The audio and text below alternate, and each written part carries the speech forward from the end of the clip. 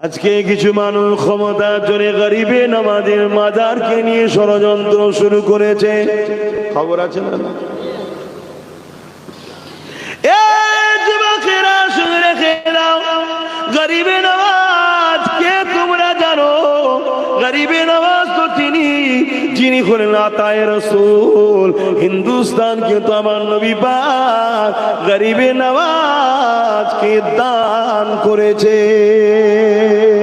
যতদিন হিন্দুস্তান থাকবে ততদিন গরিবে নামাজ থাকবে, যতদিন গরিবে নামাজ থাকবে ততদিন হিন্দুস্তান থাকবে। কেন গরিবে নামাজকে হিন্দুস্তান আমার রাসূলুল্লাহ দান করেছে, আতা করেছে, দিয়ে দিয়েছে। এ যুবকেরা, তরুণেরা, বাবেরা, গরিবে নামাজ যখন হিন্দুস্তানে আসলে অনেক বড় কথা সংক্ষেপে দুই একটা বলি। একটা জায়গায় যেখানে গরিবে নামাজ বসলে, ওই আনা সাগরের পাশে গরিবে নামাজ বসলে, ওই জায়গায় বসার পরে আজানটা দিলে, আজানের পর নামাজ হয়ে গেল। এলাকার মানুষের অবাক হয়ে শুনতে লেগেছে, ইনারা আবার কারা? কেননা ভারতীয় জমিনে এই আজান কখনো মানুষ শোনেনি, ওই এলাকার মানুষেরা তখন দেখেনি। এ যুবকেরা, তরুণীরা, বাপেরা, সন্ধ্যা যখন আগিয়ে আসতে লেগেছে, রাজা সৈন্য সামন্তরা, রাজার লোকেরা এমন করে উট ঘোড়াকে নিয়ে এসে যে জায়গায় গরিবে নামাজ বসেছিল ওই জায়গাতে উট ঘোড়া বাঁধার জায়গা। গরিবে নামাজকে এসে বলতে লাগলো, এই জায়গাতে রাজার উট ঘোড়া বাঁধার জায়গা, আপনারা অন্য কোনো জায়গায় যান, এই জায়গাতে রাজার উট বসবে, এই জায়গা থেকে আপনারা সরে যান। এ যুবকেরা, তরুণেরা, আমার গরিবে নামাজ বললো, বাবা অনেক জায়গা রয়েছে যেখানে খুশি বাঁধো না বাবা, এই জায়গাটাই কেন বাঁধতে হবে? কিন্তু তারা এক গুয়ারি করতে লাগলো, না এই জায়গাতেই বসবে, তোমরা অন্য কোনো জায়গায় চলে যাও। আমার গরিবে নামাজ ডাক দিলে, বাবা বাহাউদ্দিন চলো বাবা, বাবা কুতুবুদ্দিন চলো বাবা, এখানে রাজার ঘোড়া যখন বসবে, ওই ঘোড়াটা আগমন করে রাজার উট যখন বসবে, ওই উটই তখন বসে যাক। এ যুবকেরা, তরুণেরা, উট তো বসে গেল। পরের দিন আবার চড়াই নিয়ে যাবার জন্যে, এমন করে খাস বিভিন্ন জায়গায় চড়াবার জন্যে নিয়ে যাবার জন্য যারা উটের দায়িত্ব ছিল, তারা যখন উঠাতে লেগেছে, ওই উটকে আর উঠাতে পারছে না, হাজারো আঘাত করছে, উঠাতে পারছে না। রাজা পৃথ্বীরাজের কাছে খবর চলে গেল। পৃথ্বীরাজের কাছে সব ব্যাপারটা যখন খুলে বলল, পৃথ্বীরাজ বুঝতে পেরে গেল। ওই সময় পৃথ্বীরাজ খাত লিখে দিল, আমার গরিবে নামাজের কাছে পাঠিয়ে দিল যে অবালা পশুগুলো খেতে পাবে না। গরিবে নামাজ বলেছিলেন, ইসলাম কখনো কাউকে কষ্ট দেয় না, যিনার হুকুমে বসে রয়েছে ওই উটেদের কাছে গিয়ে বলো তিনার হুকুমে উঠে যা, উঠতে লাগবে। বলার সাথে সাথে ওই উট কোনো উঠতে শুরু করে দেয়।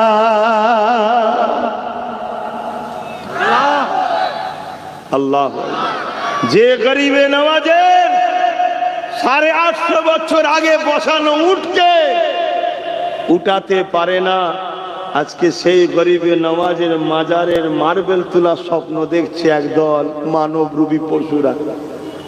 শুনছেন তো নাকি?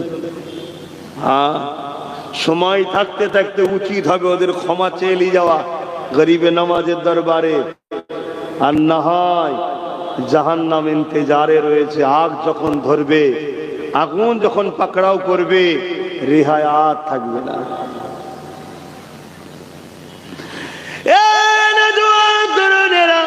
অনেক বড় কথা, গরিবে নামাজের উপরে পৃথ্বীরাজ চৌহানের রাগ বেড়ে গেল। কি করে গরিবে নামাজকে দাঁড়াতে লাগবে? পৃথ্বীরাজ চৌহানের আম্মা যখন দুনিয়া থেকে চলে যান, তিনি তখন একটা ছেলেকে ওসিয়াত করে গিয়েছিল, বাবা তোকে একটা ভবিষ্যৎবাণী করে যাচ্ছি, বাবা তোর রাজত্ব চলাকালীন একজন মুসলিম ব্যক্তি তোর রাজত্বের মধ্যে আসবে, যে বড় সৃষ্টিকর্তার পেয়ারা হবে। বাবারে তার পিছনে লাগতে যাবি না, সে নাই সত্যের কথা বলতে আসবে, সে তোর রাজত্ব দখল করতে আসবে না, এই তার পিছনে তুই লাগবি না।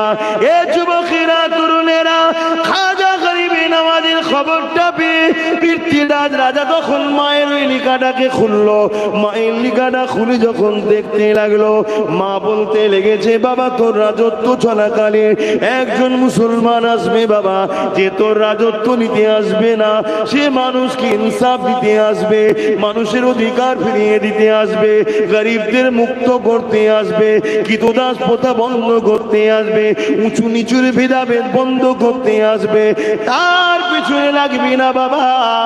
অহংকার রাজা রাজত্বের গরমে পড়ে যখন এই লিখাটা দেখলো, ওই লিখাটা মায়ের লিখা না মেনে নিয়ে সে মনে মনে বলতে লাগলো, আমার মা যখন এই লিখাটা লিখেছিল বা ওসিয়াত করেছিল তখন আমার মায়ের বয়স ছিল 90 বছর।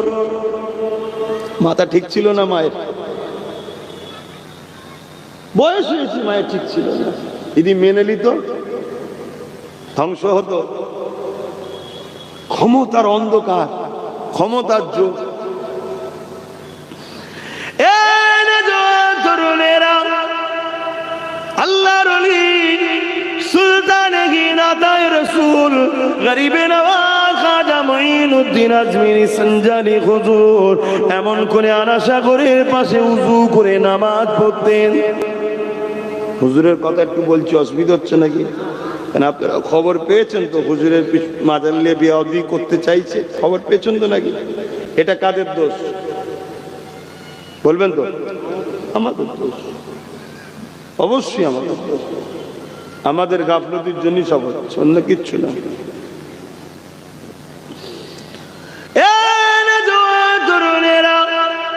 আল্লাহর ওলি সুলতান গরিবে নওয়াজ খাজা মঈনুদ্দিন আজমিরি সঞ্জালি রাহমাতুল্লাহ আলাইহি আনাসাগরে উযু করতে।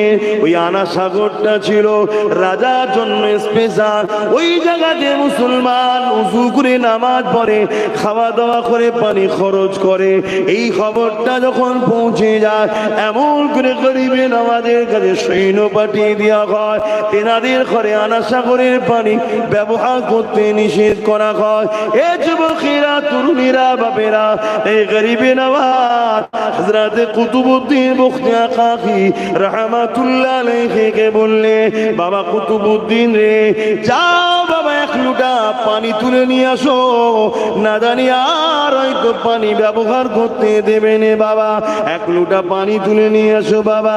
আমার গরিবে নওয়াজের হুকুম শুনে যখনই তিনা খলিফা মুরিদ যখন পানিটা উঠাতে লাগলো, ওই সময় দেখা যায় সমস্ত পানি ওই লুটার মধ্যে চলে আসে।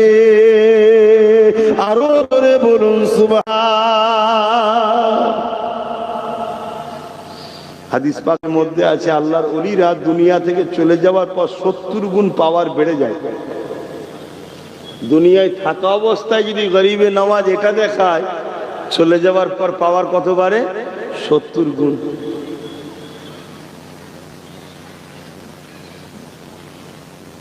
রাজার কাছে খবর চলে গেছে, পানি নাই।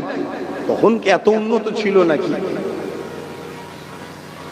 গলায় গামছা দিয়ে, না ঘিসড়ি দিয়ে ক্ষমা চাইছে গরিবে নওয়াজের কাছে গিয়ে, যে বাবা আমার ভুল হয়ে গেছে।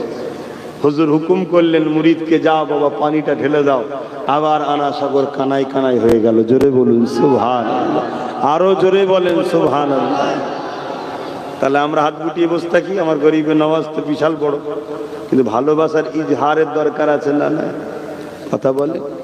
এগুলো তো আমাদের জন্য অফার, গুনাহ মাফ করার অফার। আমরা দেখেছি আমেরিকা একটা ফিল্ম বার করেছিল, ইনোসেন্স অফ মুসলিম। ওই ফিল্মটা যে হলে প্রথম উদ্বোধন করেছিল এবং যারা করেছিল সবাইকে আল্লাহ শেষ করেছে। কিন্তু কখন শেষ করেছে? যখন দুনিয়ায় প্রচার হয়ে গেছে, সব জায়গায় আন্দোলন, মিছিল, প্রতিবাদ হয়েছে, তারপরে। আমার প্রশ্ন এটাই, আরে আমার আল্লাহ তো সেই সিনেমা হলকেও ধ্বংস করলো। যারা ফিল্ম করেছিল জালিয়াতির নামে, তাদের ফাঁসি হলো, সব হলো। তো এটা তো প্রথমে করে দিতে পারতেন আল্লাহ। আরে প্রথম যদি করে দিত, কঠিন নবীর গোলামরা চলতে গিয়ে পাপ করেছিল, অন্যায় করেছিল, কিন্তু রাসূলুল্লাহর এই অপমানকে সহ্য না করতে পেরে রাজপথে নেমে মিছিল করেছিল। এর বিনিময়ে আল্লাহ তাদের গুনাহকে মাফ করেছে। জোরে বলুন সুবহানাল্লাহ। এই অফারটা, এই সুযোগটা পেত। কথা কিছু বুঝছেন না, বোঝেন না? অতএব আমার মসজিদে, আমার মাদ্রাসায়, আমার কোরআনে, আমার রাসূলে, আমার গরিবে নওয়াজের উপরে যারা চক্রান্ত করছে, এ জালিমদের তো আল্লাহ মিটাবেই। মেরা নওজওয়ান তরুণেরা, ও নবী পাকের উম্মত উম্মতিরা, আমার গরিবে নওয়াজ সুলতানে কে জানো, যিনি একদিক দিয়ে হযরত ইমামে হাসান হুজুরের আওলাদ, আর একদিক দিয়ে ইমামে হুসাইন হুজুরের আওলাদ, দুই দিক সম্পর্ক, অর্থাৎ মুঈনুদ্দিন আজমিরি, হাসানি ওয়াল হুসাইনি। এ যুবকেরা, তরুণেরা, আমার গরিবেরা যখন হিন্দুস্তানে আসে, আমার একদিন রাস্তা দিয়ে যেতেছে, এমন সময় দেখা যায় একদল মানুষ আগুনের উপাসনা করতে লেগেছে। আমার গরিবে নওয়াজ সেখানে পৌঁছে গেলে, সেখানে দাঁড়িয়ে গিয়ে তাদেরকে বলতে লেগেছে, বাবারা কোনো কি করতে লেগেছো? তারা বলতে লেগেছে, আমাদের আগুন খুদার উপাসনা করতে লেগেছে। কতদিন করতে লেগেছো? তারা বলতে লেগেছে 40 বছর ধরে করতে লেগেছে। এ নওজওয়ানেরা, গরিবে নওয়াজ বললেন, তাহলে 40 বছর ধরে যখন তোমাদের বিশ্বাস আগুন খুদার পূজা করতে লেগেছো, তাহলে নিশ্চয়ই হাত দিলে পোড়াবে না। তোমরা কেউ একজন হাত দিয়ে দেখাও। তারা বলতে লেগেছে, আগুন তো পুড়িয়ে দেবে। আমার গরিবে নওয়াজ বলেছিল, আগুনের পুরাবার ক্ষমতা নাই। আগুনের পুরাবার ক্ষমতা আছে? ইব্রাহিম নবীকে পুরালো না কেন? আগুনের পুরাবার ক্ষমতা নেই। সব ক্ষমতার মালিক কে? জোরে বলুন না, আল্লাহ।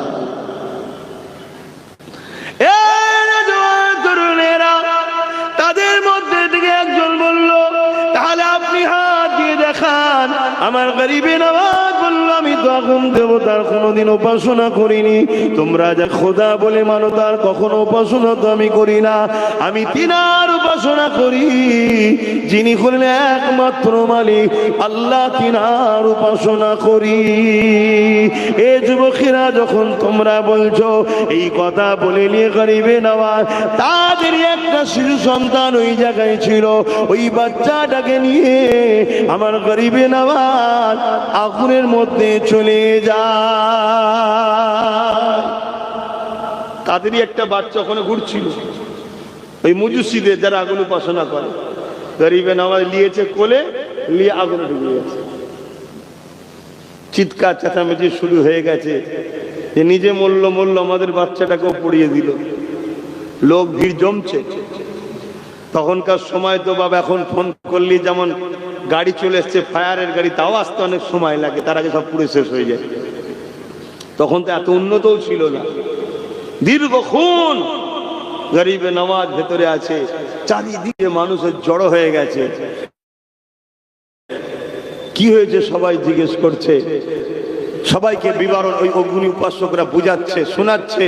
আর ঠিক এমনই সময় আহা সুলতানে হিন্দ বাচ্চাটাকে সাথে করে নিয়ে কাপড় ঝাড়তে ঝাড়তে আগুন থেকে বাহির হচ্ছে। জোরে বলুন সুবহানাল্লাহ। আরো জোরে বলবেন না সুবহানাল্লাহ? নারে দিবে। আহা, একটা বিষয় খেয়াল করে দেখেছেন? একটা বিষয়, একটা মুশরিকের বাচ্চা গরিবে নওয়াজের কোলে। গরিবে নওয়াজ নাই আল্লাহর ওলি, নবীর খানদানের সন্তান, তিনি নাই পুরল না,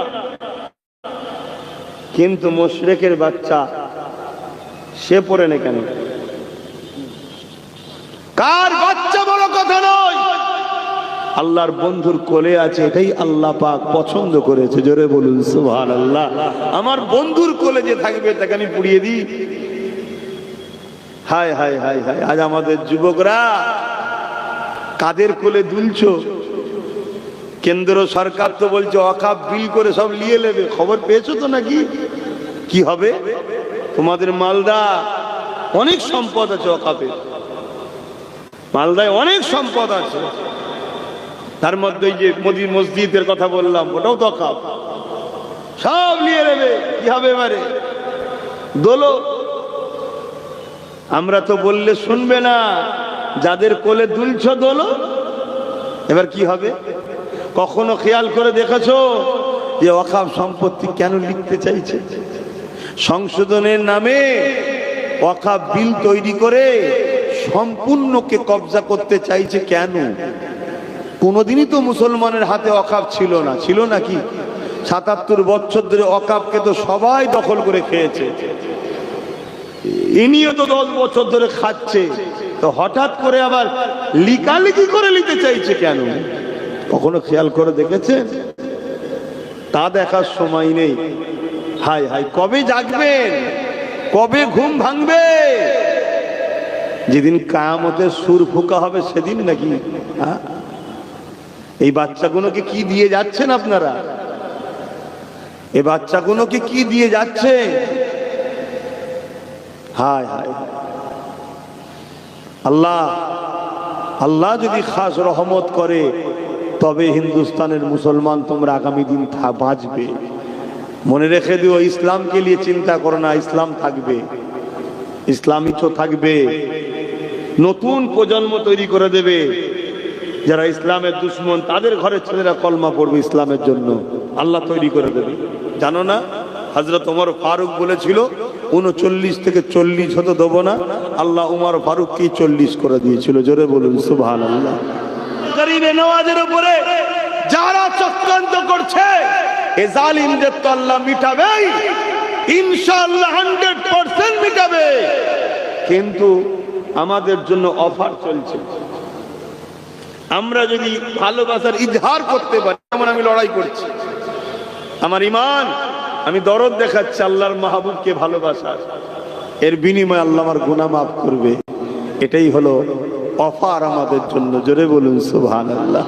কিন্তু দুর্ভাগ্যের বিষয়, এরপরও আমার নবীর এক উম্মতের মধ্যে একটা অংশ তারা এখনো তো ঘুমিয়ে আছে, আছেন না? নাই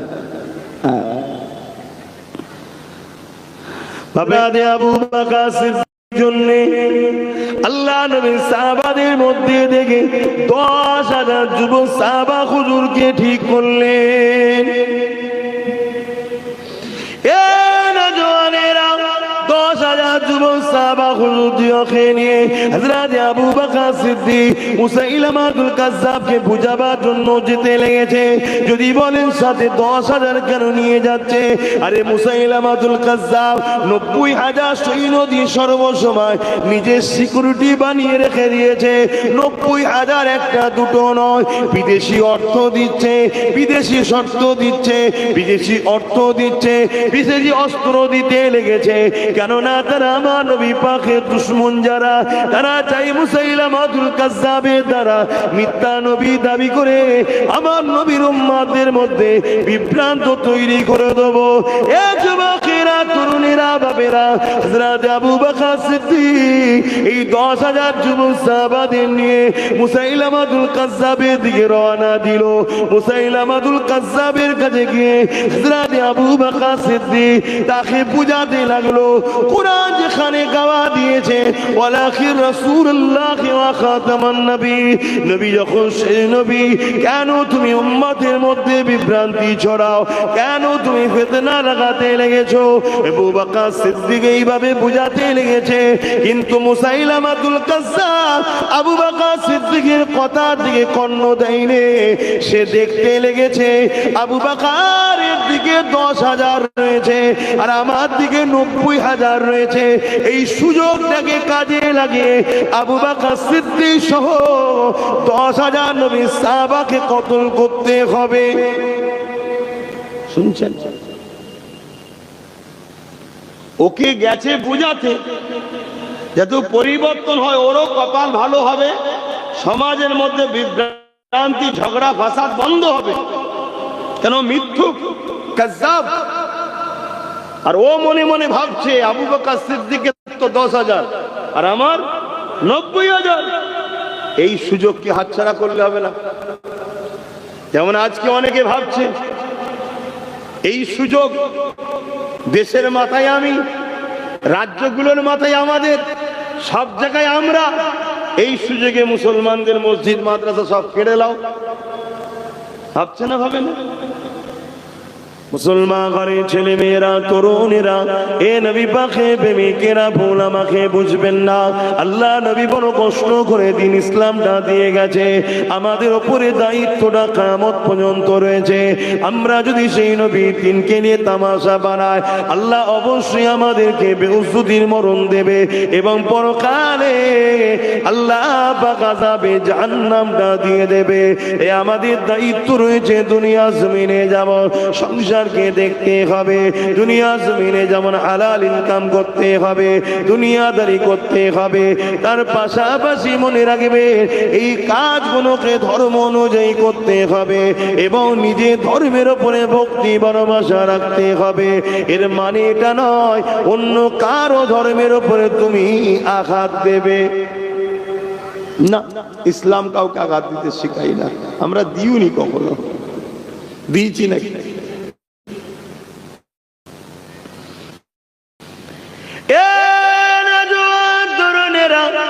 অথচ আমরা যুগ যুগ ধরে দেখে আসছি ইসলামের উপরে, কোরআনের উপরে, রসুলের উপরে, আল্লাহ রাব্বুল আলামিনের বিষয়ে নানা রকম পরিচিকর কথা একদল মানুষরা, মানবরূপী পশুরা যুগে যুগে বলে আসতে লেগেছে। মনে রাখবে এতে আমার আল্লাহ পাকের কোনো অসুবিধে না, আমার রাসূলুল্লাহ কোনো অসুবিধে না। কোরআন এমন একটা কিতাব যেটা আছে মিটাবার কোনো ক্ষমতা নাই, এতে কোরআনেরও কোনো অসুবিধে না, এতে আমার ইসলামেরও কোনো অসুবিধে না। মনে রাখবেন তোমার আমার প্রেমের ইজহারটা তাহলে কি হলো?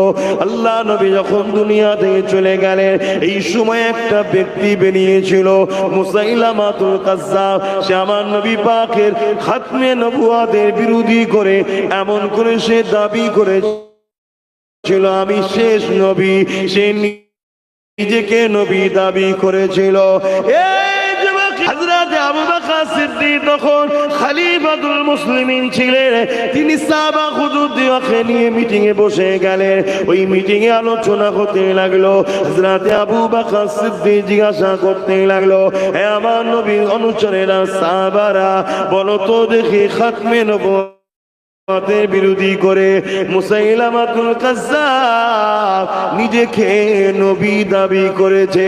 বিদেশি শক্তির ইসলামের দুশমন যারা, তারা মুসাইলামাতুল কাজ্জাবকে সাপোর্ট করছে, তাকে অর্থ দিয়েছে, সৈন্য দিয়েছে, অস্ত্র দিয়েছে, তাকে ক্ষমতা সুযোগ দিয়েছে। তাই সে ক্ষমতার জোরে নিজেকে নবী দাবি করেছে। এর বিষয়ে আমাদের কি করা দরকার? আল্লাহ পাক যখন আমার নবী পাককে মেনে নিয়েছেন, নবী পাকের শান মর্যাদা যখন আল্লাহ পাক বাড়িয়ে দিয়েছে, এখানে দুনিয়া কি করতে চাইছে, দুনিয়া কি বলতে চাইছে, ওটা বড় বিষয় নয়।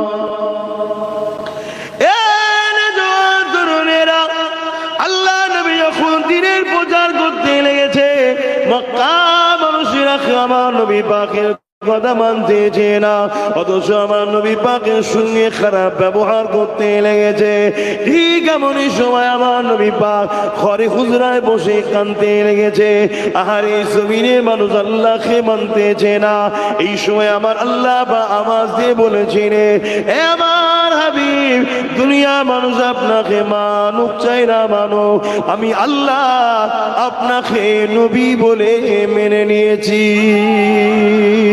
আমার হাবিব, দুনিয়ার মানুষ যদি আমাকে না মানে, এতে আমি আল্লাহ আমার কোনো ক্ষতি হবে না। দুনিয়ার মানুষ যদি আমাকে না মানে, এতে আমি, দুনিয়ার মানুষ যদি আমার নাফরমানি করে, আমার আল্লাহ পাকের রাজত্বের কোনো ক্ষতি হবে না। আমার হাবিব, আমি জানতে চাই আপনি কি আমাকে আল্লাহ বলে মেনে নিয়েছেন? আমার রাসূলুল্লাহ, লা ইলাহা ইল্লাল্লাহ, আল্লাহ আমি মুহাম্মদ রাসূলুল্লাহ, আপনাকে ছাড়া অন্য কোনো ইলাহকে মানি না, অর্থাৎ কোনো ইলাহা নাই, যিনি আছেন আল্লাহ, আপনি, আপনাকে আল্লাহ বলে মেনে নিয়েছি।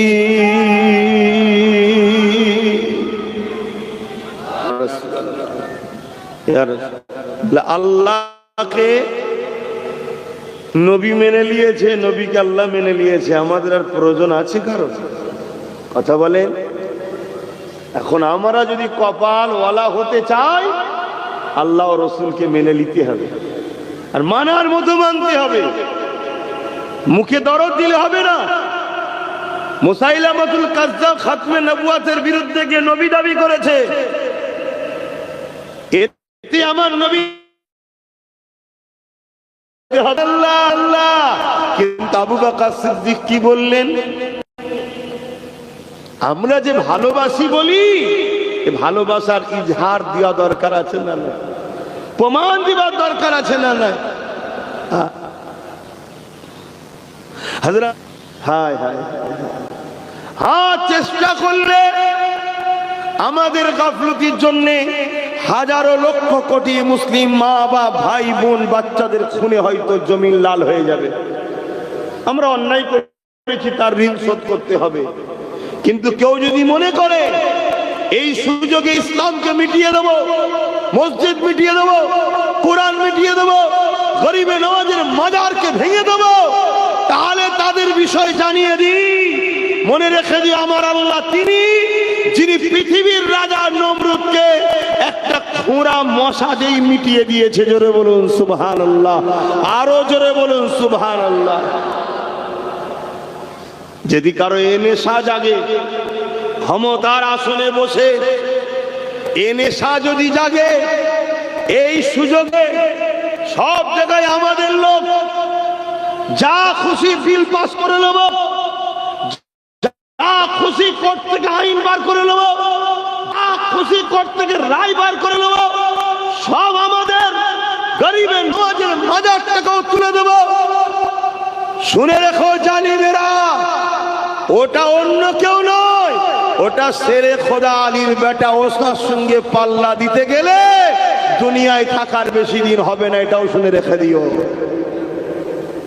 কথা মাথায় ঢুকছে না? ঢোকে না কেন? ইতিহাসের পাতা প্রমাণ দিচ্ছে, যুগে যুগে এই জালিমরা সংখ্যা কম দেখে আর দুর্বল দেখে ঝামেলা করতে গেছে।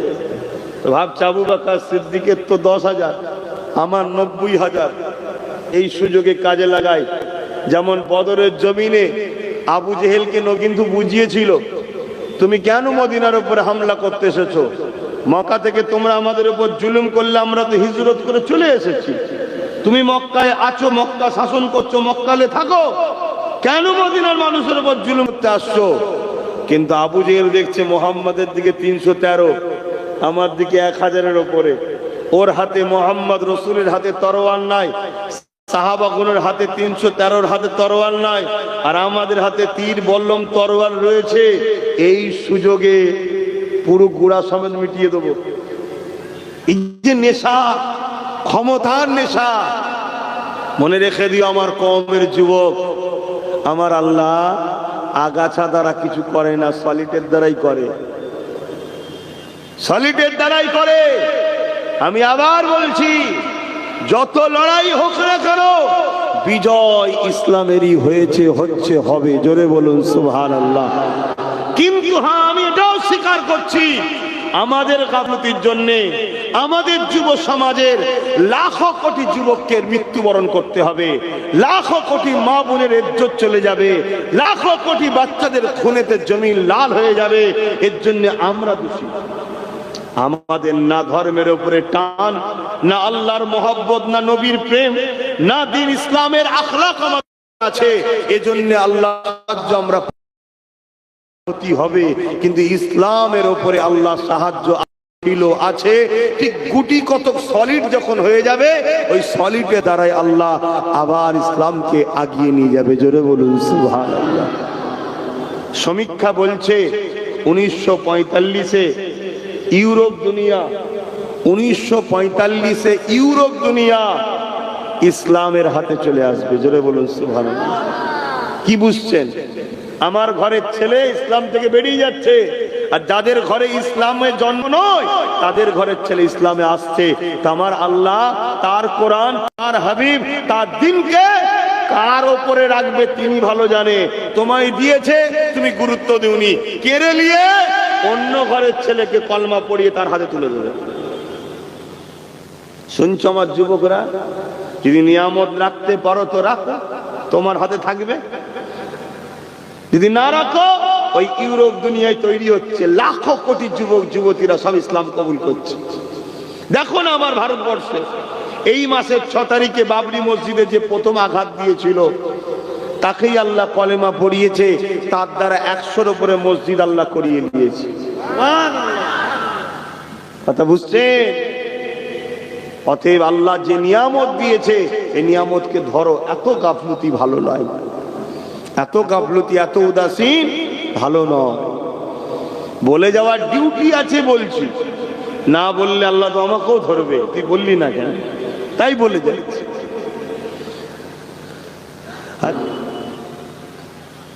আমার আল্লাহ তাদের মধ্যে থেকে তৈরি করে দেবে, কিন্তু তোমার আমার বেঁচে থাকা কিন্তু বড় বিপদ হয়ে গেছে। বললি তো অনেকে আবার ভাববে যে হুজুরের ছেলে সব কেন বলবে। লাও, আমি তো 1,500-1.5-2 বছর আগে বলে গেছি, এমন একটা দিন আসছে তোদের অস্তিত্ব বাঁচাতে পারবি না। অকাব হলো তোমাদের অস্তিত্ব, অকাব তোমাদের পেহচান। ভারতবর্ষে যে হাজার হাজার বছর মুসলমান আছে, এই পেহচান হলো অকাব। মনে রেখে দেবে, তোমার ওই আধার কার্ড, ভোটার কার্ড, এসব পেহচান কতদিনের। কিন্তু কেরলে একটা মসজিদ আছে 1400 বছর বয়স, ওটা তোমার প্রমাণ করছে 1400 বছর থেকে ভারতবর্ষে মুসলমান আছে। গুজরাটে একটা মসজিদ আছে 1300 বছর বয়স, প্রমাণ দিচ্ছে 1300 বছর ধরে ভারতে মুসলমান আছে। এই ভারতবর্ষের হাজার হাজার বছরের কবরস্থান, হাজার হাজার বছরের মসজিদ, হাজার হাজার বছরের মাদ্রাসা প্রমাণ দিচ্ছে হাজার হাজার বছর ধরে মুসলমান আছে।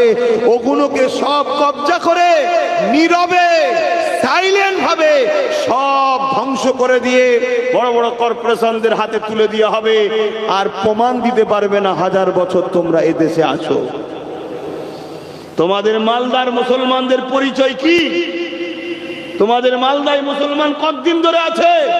কিছু কম বেশি 350, 400, 500 বছরের মসজিদ প্রমাণ দিচ্ছে মালদায় মুসলমান 350, 400 বছর ধরে আছে। কিন্তু কালকে ওটাকে কবজা করা হবে।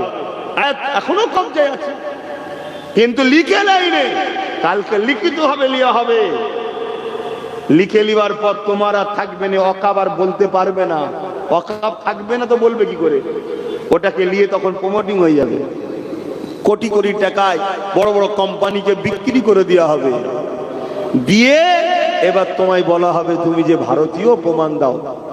আমার কথা অনেকের হাসি লাগতে পারে যে হুজুর মনে হচ্ছে ভুল ভাল বকছে। হ্যাঁ বা ভুলই বকছি, অপেক্ষা করো না 2 বছর। আমি তো 3 বছর বলেছিলাম, এই ডিসেম্বর চলে গেলে 1 বছর হবে, আর 2 বছর 1 মাস অপেক্ষা করো। যদি বেঁচে থাকি আল্লাহ দেখাই দেখবো, তোমরা বেঁচে থাকো দেখবে। আমি বলেছিলাম চোখ দিয়ে পানি নয়, চোখ দিয়ে রক্ত বেরোবে। দেখা যাক না, দেখা যাক হয় কি হয় না। অনেক বুঝিয়েছিলাম, অনেক বলেছিলাম। আমাদের যুব সমাজ 500 টাকায় বিক্রি, 200 টাকায় বিক্রি, 1000 টাকায় বিক্রি, বিরিয়ানিতে বিক্রি। কথা বুঝে আসছে না? যদি বলা হতো চ 150 কোটি টাকার রোজ দেওয়া হবে, বাপ রে বাপ, তখন দেখতে ধুলো আর ধুলো। ভুল বলছি নাকি? তা লাও না, তোমাকে 150 এমনি দিয়েছে নাকি? এই রিসেন্ট কোন জায়গার নাম বলবো না, যে কোনো একটা লোক তার রেসিডেন্সিয়াল সার্টিফিকেট পঞ্চায়েতের কাছে চাইতে গেছে, প্রমাণ আমার কাছে রয়েছে। সার্টিফিকেট চাইতে গেছে, বলেছে 1000 টাকা লাগবে। আরে আমি সার্টিফিকেট চাইবো, 1000 টাকা কি খবর?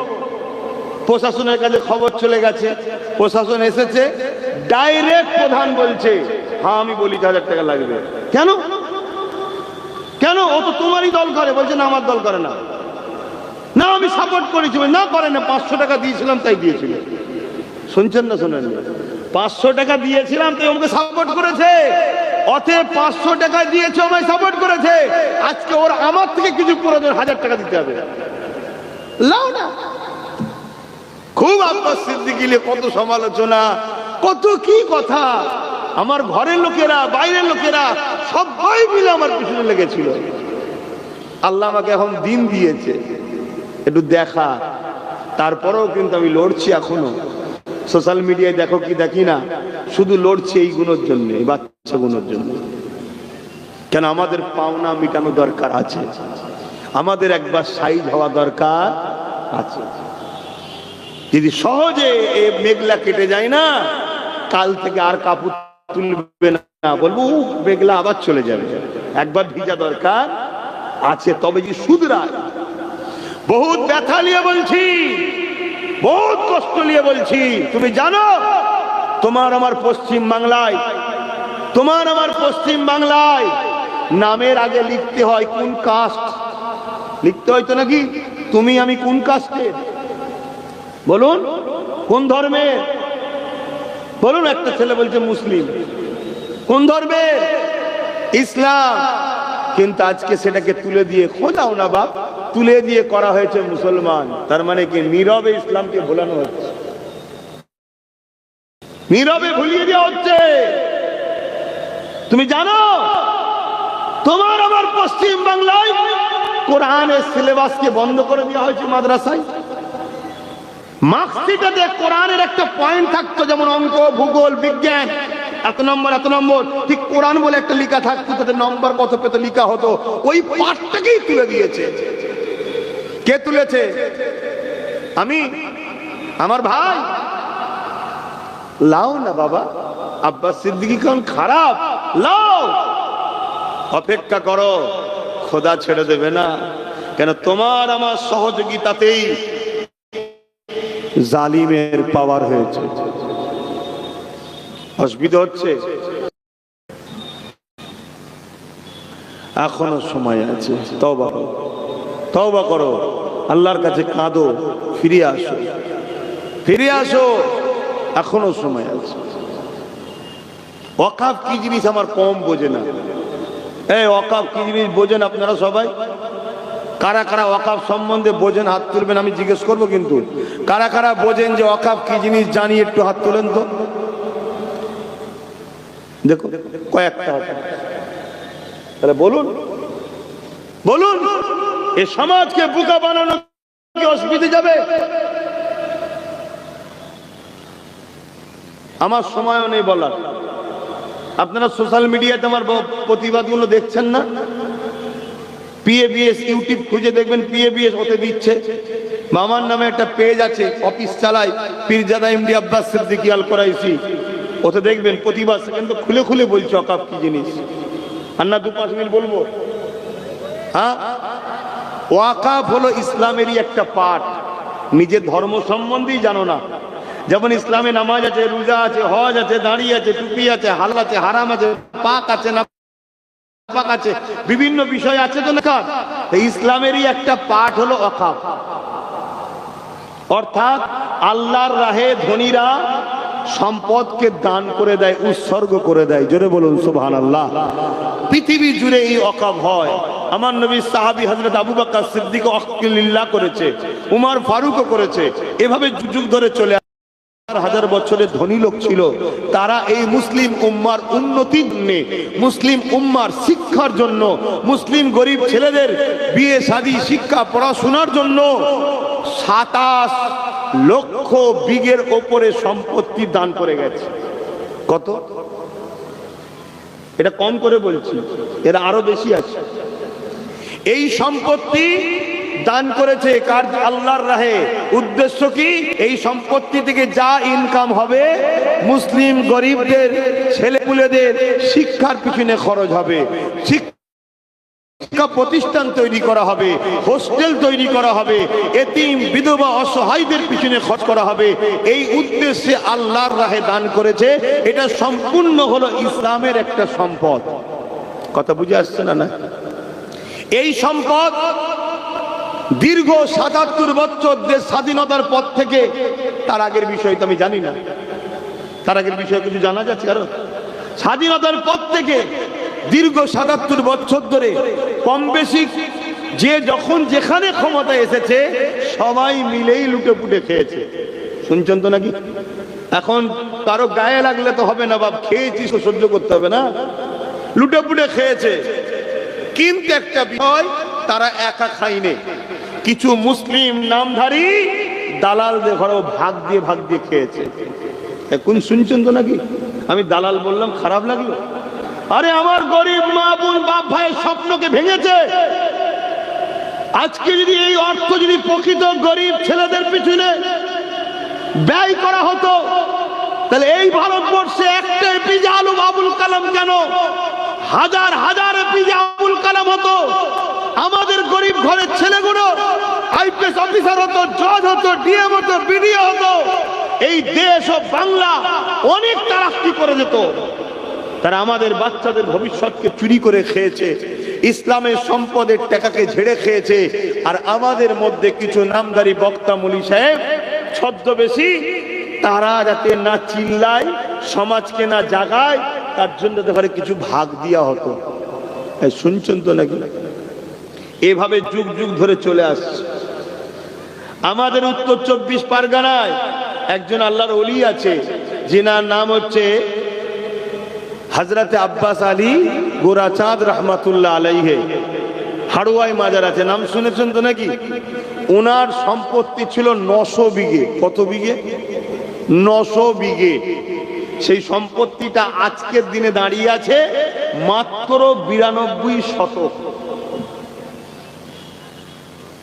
শুনছেন কি গো? শুনছেন না শোনেন না? না আপনাদের মনে হচ্ছে খেচ্ছে খাগে যা কি সব শুনে কি করব, মনে হচ্ছে তো নাকি? আমার ডাল ভাত কোন রকম হলেই হয়ে গেল। হ্যাঁ বাপ, এই জমিনে রোজ কুকুরও খায়, এই জমিনে রোজ কুকুর খায়, কোনোদিন কুকুর শুকিয়ে থাকে না, খোঁজ নেবেন। এই জমিনে রোজ কুকুর খায়, যেমন করে হোক তার খাওয়া কিন্তু হয়। সে লাঠি খেয়ে হোক, ছিছি করে হোক, ঝাঁটার মার খেয়ে হোক, খাওয়া ঠিক কুকুরের হয়। তা আপনার খাওয়াটা আমার খাওয়াটা যদি কুকুরের মতো হয়ে যায়, ওই খাওয়াটা ভালো না ইজ্জতের রুটি খাওয়া ভালো, একটু ভাবতে হবে তো নাকি? আর যদি মনে হয় যে না বাবা ওই কুকুরের মতনই ঠিক আছে, তাহলে আব্বাস সিদ্দিকী বাপ ভুল করছে। কথা কি করা হয়ে গেল নাকি? কি গো ইসমাইল সাহেব, কথা কি করা হয়ে গেল? তাও যদি জাতি পরিবর্তন হয় তাও আলহামদুলিল্লাহ। জাতি যদি এরকম সুযোগ পরিবর্তন হয় তাও আলহামদুলিল্লাহ। অতএব বাপ আমার, ভাই আমার, বুঝুন, আজকে শুধু তোমার আমার ভবিষ্যৎ এখানে জড়িয়ে নাই। কালকে যখন তোমার মসজিদের এসে নোটিশ হয়ে যাবে এটা ওয়াকফ প্রপার্টি নয়, ভাঙো। কবরস্থানকে বলা হবে এটা ওয়াকফ প্রপার্টি নয়, তোলো। তোমার আমার বাপ দাদুর লাশের হাড়গুলোকে তোলা হবে। এমনও শুনে রেখে দাও, আগামী দিন তোমার আমার কবর দিবার জায়গা হবে না। কজন নিজের উঠোনে দেবে বা কজনের আছে কত বড় জায়গা? লাস্টে কি হবে? বলতে হবে পুড়িয়ে দাও। আগামী দিন সেই দিন আসছে। আজকের এই ওয়াজটা রেকর্ডিং হচ্ছে তো নাকি? হ্যাঁ, লিখে রাখবেন। আগামী দিন এটাও বলবে যে মুসলমানদের অত বড় জায়গা দখল করে রাখার কি দরকার, পুড়িয়ে দাও।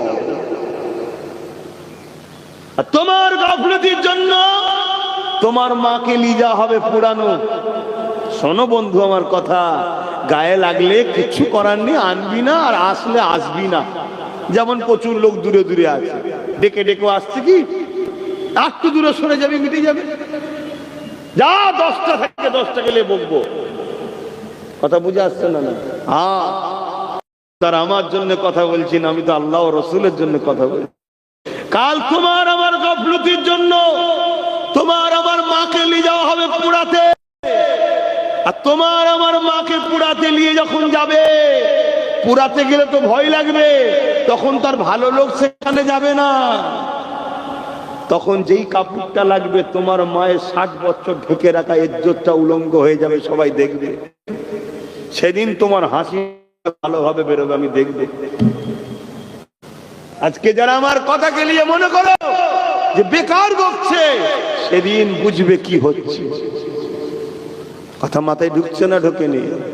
হ্যাঁ।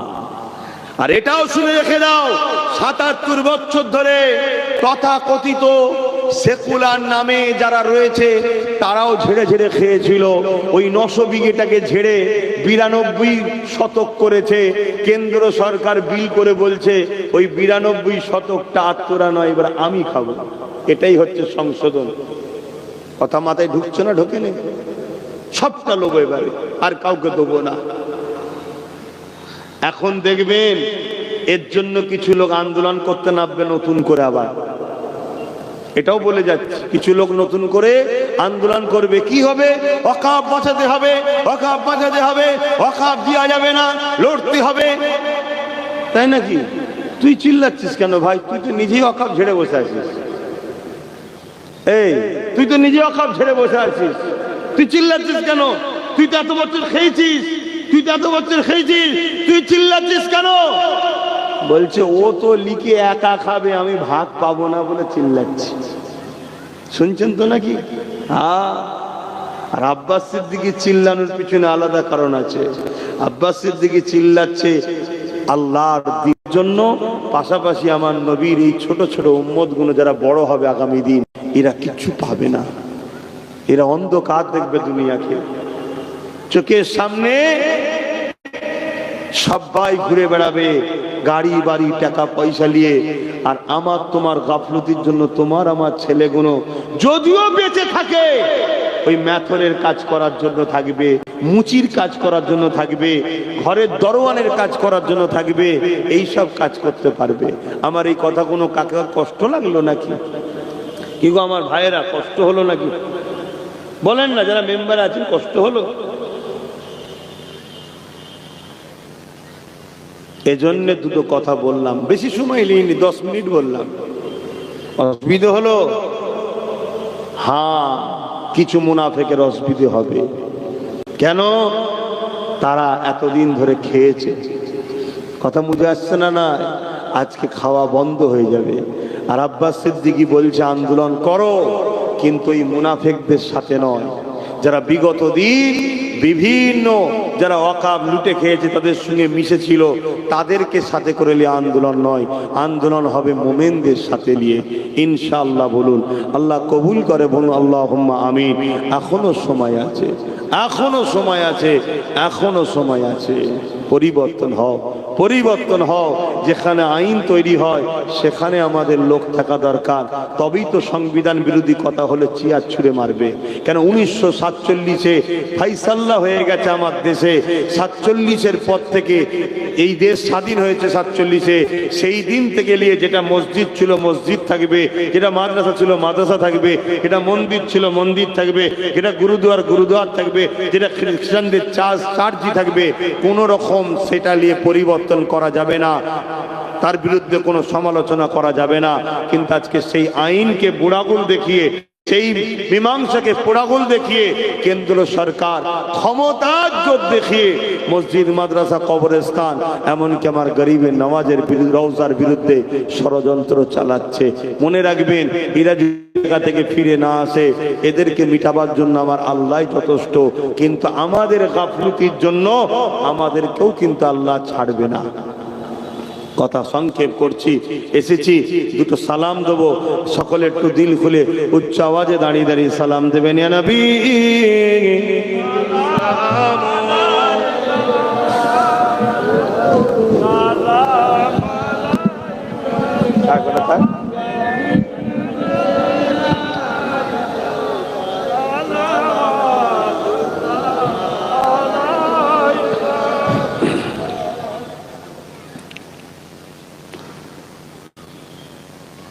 طلع البدر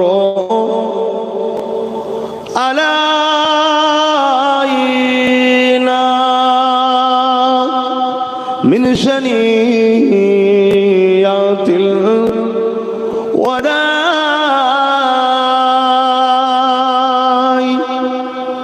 وجب الشكر على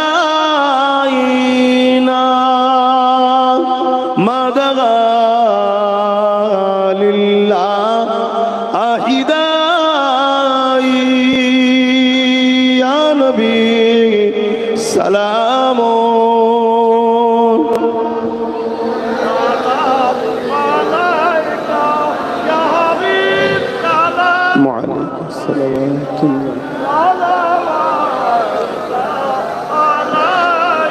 या नबी नामो ओ प्यारा, या रसूल नामो प्यारा। अर्श पर अपने पुकारा, सच पैगंबर हमारा, या नबी सलामो, या रसूल सलामो, या हबीब सलाम।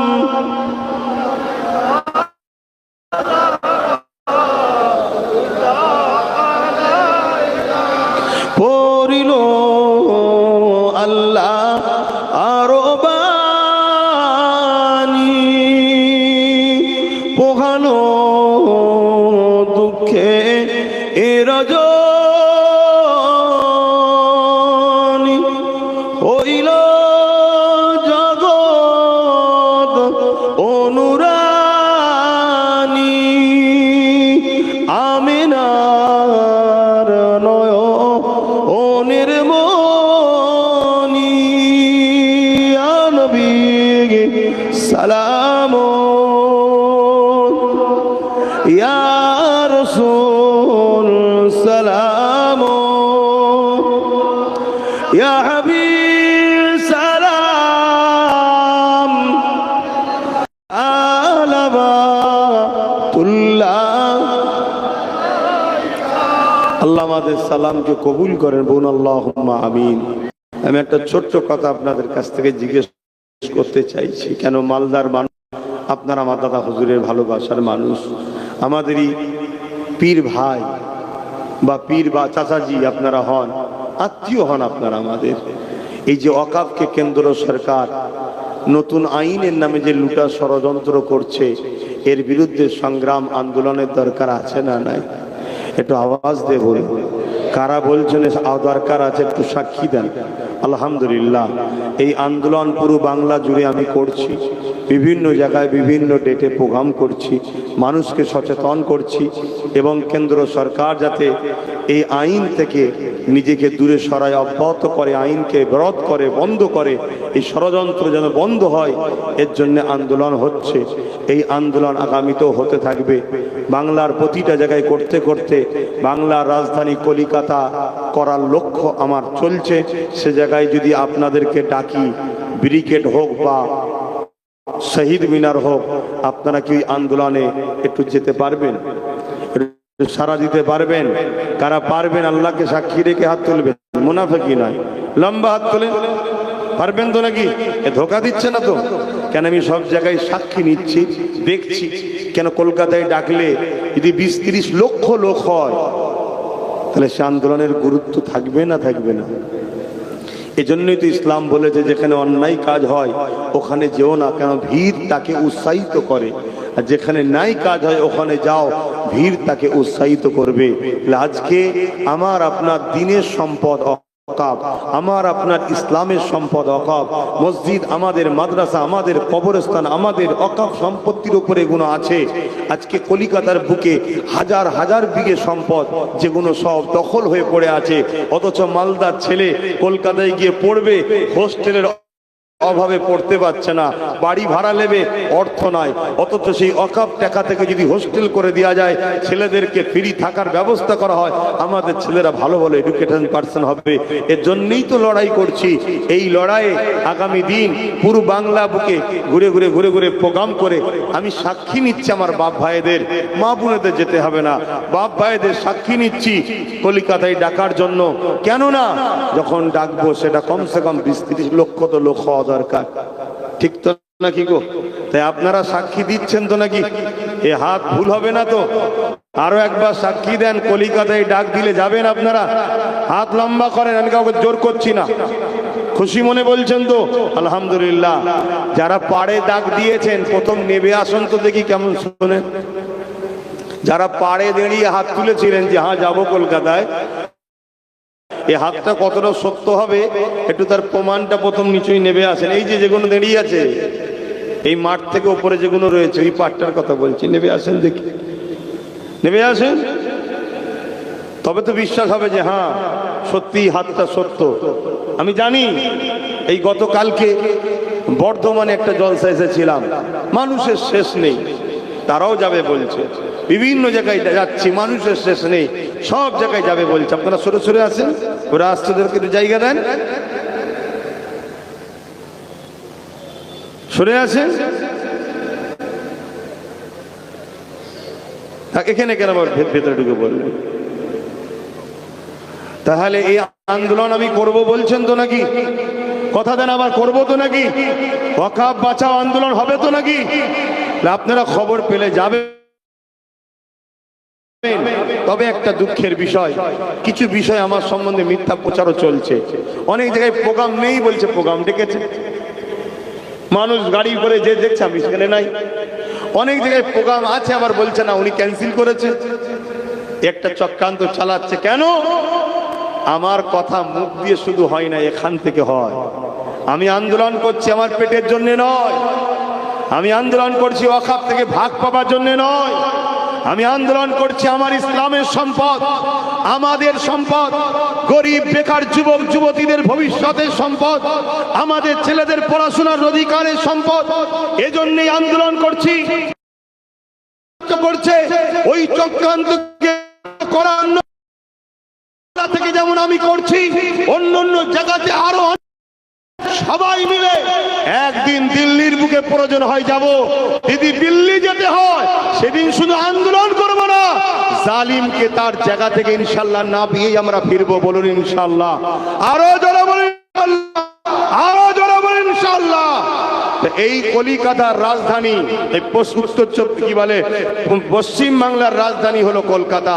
ওখানে শত শেষে নিয়ে যাব, চারিদিকে আলোচনা করে দেখছি সেই ডাক, সেটা ব্রিকেটও করতে পারি চাইবো, আর শহীদ মিনারও হতে পারে ইনশাল্লাহ। খবর পেলে যাবেন। এই যে মিস ইউজ করছে, মিস প্রচার করছে, এ থেকে সমাধান হওয়ার জন্য আপনাদেরকে বলবো, আপনারা সকলে ইউটিউবে যাবেন, গিয়ে সার্চ করবেন PABS ইউটিউব চ্যানেল, ওটা আমার অফিসিয়াল চ্যানেল PABS। ওতে ডাইরেক্ট আমার বক্তব্য দেওয়া থাকে, কবে কোথায় ডাকছি না ডাকছি, ওতে দেখবেন। কেউ প্রচার করলে মিথ্যা শুনবেন না। দ্বিতীয় নম্বর কথা, আমার নামে অফিস থেকে একটা পেজ চালানো হয় পীরজাদা MD আব্বাস সিদ্দিকী, ওটাকে কি বলে লাইক নাকি করে রাখতে হয়, করে রাখবেন, এরা ভালো জানে আরো। কথা বুঝলেন? এরপরও আর একটা কথা বলে যাচ্ছে, আমার যে একটা নম্বর আছে 9830825982, এই নম্বরে ফোন করে যাবেন। এই নম্বরে ফোন করে যোগাযোগ নেবেন। অবশ্যই আপনাদের এলাকায় আমাদের যারা মৌলানা সাহেব ভাইরা রয়েছে, যখন কলিকাতায় ডাকবো ভাইদেরকেও জানাবো, তারাও প্রচার করবে। সব জেনে আপনারা যাবেন। বলুন ইনশাআল্লাহ। এই লড়াই আমাদেরকে করতে হবে। আমরা অনেক ভুল করেছি, নিজেদেরকে তাজা খুন দিয়ে হলো আল্লাহর মসজিদ মাদ্রাসা দ্বীনের ইজ্জত সম্মান আমরা রক্ষা করব। রাজি আছেন না নাই? হাত তুলে বলুন রাজি আছেন না নাই? অনেক অন্যায় হয়েছে আমাদের, হতে পারে এই সংগ্রামের বিনিময়ে, এই বুকের তাজা খুন দেওয়ার বিনিময়ে কমসে কম আল্লাহ যেন আখিরাতটা আমাদের নাজাত দেন। বলুন ইনশাআল্লাহ। আসেন একটু দোয়া করব, গায়ে গায়ে বসবেন, সকলে বসেন। দোয়াতে সকলে শরীক হন। বিসমিল্লাহ শরীফের সঙ্গে 11 বার দরুদ শরীফ, 3 বার শরীফ ফাতিহা শরীফ, 10 বার শরীফ তিলাওয়াত করেন।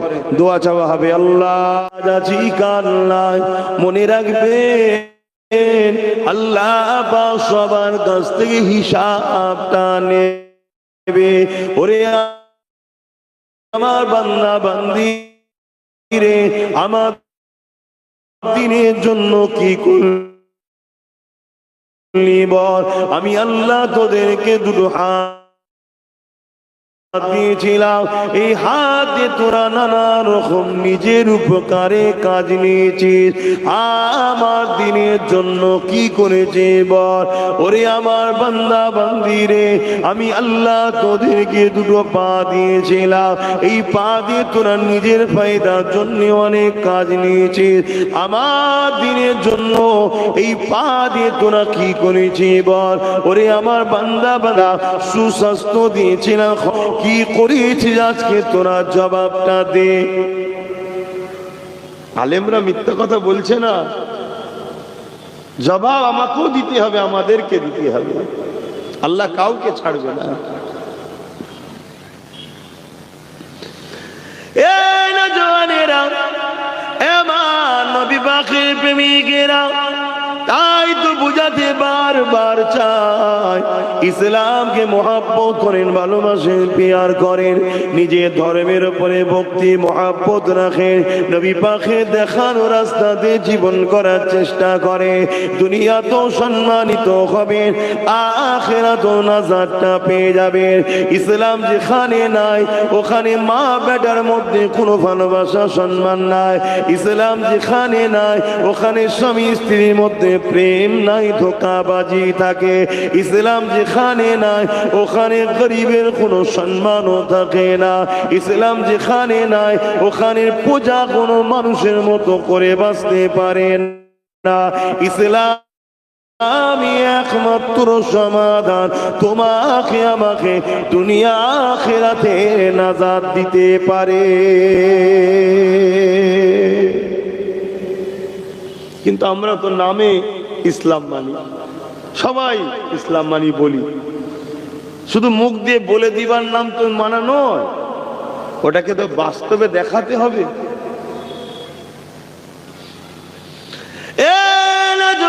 তরুণেরা, আল্লাহ কোরআনের মধ্যে জানিয়ে দিলেন, উদখুলু ফিস-সিলমি কাফা, তোমরা পরিপূর্ণভাবে ইসলামের মধ্যে আসো, যেভাবে সাহাবা হুজুররা এসেছিলেন, সাহাবা হুজুররা আমার নবী পাকের হাতে হাত দিয়ে যেভাবে ইসলামের মধ্যে এসেছিলেন। এ যুবকেরা, তরুণেরা, বাপেরা, আজ আমাদেরকে নামাজে পাওয়া যায় না, অথচ নামাজ না পড়লে আজ আলেম ওলামারা তোমাদেরকে বারবার বোঝায়, অথচ আমার নবী সাহাবারা নামাজের জন্য বড় দিবানা হয়ে থাকতো, অথচ নামাজ পড়তে গেলে তাদেরকে হাজারো বাধা দেয়া হতো। আজ তোমাকে বারবার ডাকা হচ্ছে, তুমি বুঝতে পারছো না, কাল তুমি মসজিদে যাওয়ার স্বপ্ন দেখবে, মসজিদই খুঁজে পাবে না। বুঝছো তো নাকি? এটা কাদের গাফলতির জন্য হবে? আমাদের। যেমন আজকে মাহফিলে গাফলতি, মসজিদ গুলো গাফলতি হচ্ছে না, হয় না? কথা বলো, মসজিদ গুলো বিরান হচ্ছে না, হয় না? ওই গুটি কত মুরব্বী ছাড়া মসজিদে দেখা যায়? দেখা যায় না। আল্লাহ কেড়ে নেবে মসজিদ আমাদের থেকে, জালিম সরকারকে দিয়ে, জালিমদের দিয়ে কেড়ে নেবে। আমার আল্লাহ কোনো মসজিদের মুখাপেক্ষী নয়, শুনছো তো নাকি? হ্যাঁ, আল্লাহ তার ঠিক প্রতিশোধ যে জালিমরা করবে তার থেকে নেবে, কিন্তু তোমাকে আমাকে কতটা বেউজ্জতি করবে দেখো, যে তোমার চোখের সামনে তোমার ঘরে খোদার ঘরকে ধ্বংস করে দেবে, তুমি কিছু করতে পারছো না। এর থেকে বড় লজ্জা ও বেশরম কি আর হতে পারে? আমার কথা বুঝছেন? এই কথাটা বুঝতে গেলে ঈমান থাকা দরকার, ঈমান না থাকলে কথা বুঝতে পারবেন না। আবার বাপেরা, নওজোয়ান তরুণেরা, এ নবী পাকের প্রেমিকেরা, এ নওজোয়ানেরা, আজ থেকে 3-4 বছর আগে যা বলেছিলাম আজকে অক্ষরে অক্ষরে মিলে যেতে লেগেছে। আজ থেকে 3-4 বছর আগে বলেছিলাম এমন একটা দিন আসবে আপনি মসজিদে ঢুকতে যাবেন, আপনাকে AK-47 দিয়ে বাধা দেওয়া হবে।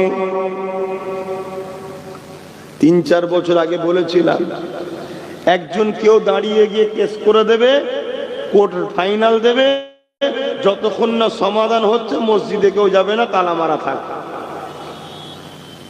হচ্ছে না, হয় না? এর জন্য যারা এই কাজ করছে তারা দোষী না তার আগে আমরা দোষী? কেন সবাই মহল দেখে নিয়েছে, যেখানে 2-5 জন আছে, মসজিদে যায় 2-5 জন। এদের যুব সমাজ মসজিদের উপর দরদ নাই, এদের যুব সমাজের দরদ গানে, যাত্রায়, ফাংশনে, সিনেমায়, থিয়েটারে, বেঈমান নেতাদের কাছে। অতএব গান বাড়াও, সিনেমা বাড়াও, যাত্রা বাড়াও, ফাংশন বাড়াও, মুসলিম মহল্লায় মহল্লায় ফাংশন দাও। তোমার গ্রাম থেকে 10টা ছেলেকে কিনে লিয়া হবে যে তোদের এলাকায় ফাংশন দিবি, যত খরচ সব আমার, এক্সট্রা তোদের 10 জনকে 2 লাখ কোটি টাকা দেবো। কেন যাক 50 লাখ খরচ, 50 লাখ খরচ হোক, কিন্তু এই 50 লাখ খরচ করার পরে কি হবে? ঐতিহাসিক আদিনার মতো মসজিদ হাতছাড়া হবে। কথা মাথায় ঢুকছে না? ঢোকে না? আমি গত 3 বছর আগে গিয়েছিলাম আর গত 2 বছর গিয়েছিলাম, অনেক পার্থক্য দেখেছি। অনেক জায়গায় দেখেছি বিভিন্ন ছবি আঁকা হয়ে গেছে। গত 4-5 বছর আগে গিয়েছিলাম, ছবি ছিল না, এখন দেখছি কি ছবি আঁকা। কেন? পাহারাদারও ওদের, সব ওদের, গোপনে আঁকা হচ্ছে। কালকে এসে বলবে এই তো আমাদের। এর জন্য দোষ কারা? বলেন বলেন, কাদের দোষ? আমি একটা জিনিস বুঝাতে চাইছি, এদের জন্য দোষী কারা? আমরা। আমাদের গাফলতির জন্যই তো হচ্ছে। আমাদের যুব সমাজ যদি আবাদ রাখতো, আমাদের যুব সমাজে যদি যাতায়াত থাকতো, তাহলে কেউ কথা বলতে পারতো না, আজকে অপমান হতো। তাহলে আমাদের জন্য যদি খোদার ঘর অপমান হয়, তাহলে খোদা কি আমাদের শান্তিতে রাখবে? কথা বলছে না তো।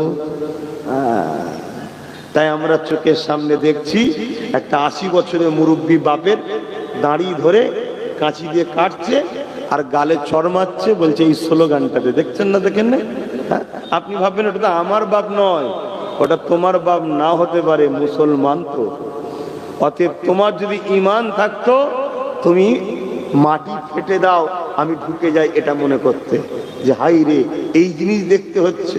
এর চেয়ে বড় অসভ্যতা, লজ্জার কি আছে যে আমার বাপ সমতুল্য মুরব্বীর গালে চর খেতে হচ্ছে আর দাড়িটাকে কেটে দিচ্ছে, আমরা কিছু করতে পারছি না।